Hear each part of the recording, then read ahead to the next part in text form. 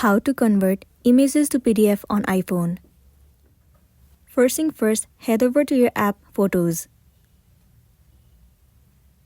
Select any of the images that you want to convert it into PDF. Let's say I want to convert these photos to PDF. Once you have selected, tap on the share icon at the bottom left corner. Scroll down and click on Print. Once again, click on the share icon at the top right corner. Scroll down and tap on Save to Files. In here, you have to save these images to any of the folders in this file. So let me save it into this folder. Once you are in the folder, tap on Save at the top right corner. Once the image has been saved, now go back and head over to your application files. Move into the folder that you have just saved, and then click on these pictures.